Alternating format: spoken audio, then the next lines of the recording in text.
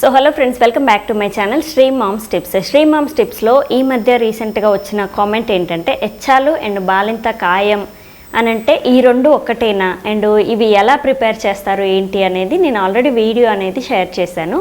So ఆ link అనేది మీకు ఎండ్ కార్డ్లో పెడతాను అండ్ ఐ కార్డ్లో కూడా పెడతాను. అంటే వీడియో ఎండింగ్లో మీకు ఒక వీడియో అనేది స్క్రోల్ అవుతుంది, అది టచ్ చేస్తే మీరు చూసుకోవచ్చు. సో ఈ ఎచ్చాలు అండ్ బాలింత కాయం అంటే చాలామంది ఏంటంటే కన్ఫ్యూజ్ అవుతూ ఉంటారు. ఎచ్చాలు ఒకటేనా, కాయం అంటే ఒకటేనా అని అడుగుతూ ఉన్నారనమాట. సో రెండు ఒకటే అండి, కానీ దాన్ని పిలిచే పద్ధతి అనేది అంటే కొంతమంది ఒక్కొక్క ఏరియాలో ఒక్కొక్కలాగా పిలుస్తూ ఉంటారు. మా సైడ్ అయితే బాలింత కాయం అంటూ ఉంటాము. మళ్ళీ బాలింత కాడ అనేది వేరు. సో అది ఏంటంటే మనకి బాటిల్ రూపంలో దొరుకుతూ ఉంటుంది. ఇది ఎక్కడైనా బాలింత కాడనే అంటారు, కానీ ఈ బాలింత కాయం గురించి కన్ఫ్యూజ్ అవుతూ ఉన్నారు. ఇది కొంచెం కొన్ని మూలికలు అనేవి తమలపాకులో మనకి చూర్ణం చేసి దాన్ని తమలపాకులో ముద్దగా చేసి ఇస్తూ ఉంటారనమాట. దీన్ని మనము బాలింత కాయం అంటూ ఉంటాము. సో దీన్ని వేసుకునే పద్ధతి అండ్ రెడీ చేసే పద్ధతి అన్నీ కూడా నేను షేర్ చేస్తాను.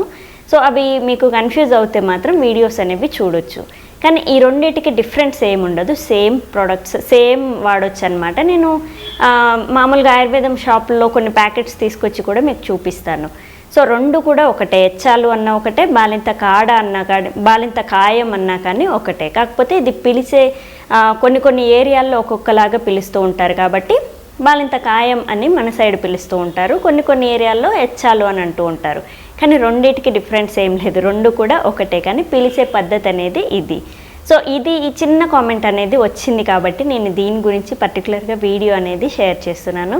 సో రిప్లై అనేది కూడా ఇస్తాను మీకు. సో రిప్లై ఇవ్వకపోయినా మీ కామెంట్ మీద వీడియో అనేది ఖచ్చితంగా వస్తుంది.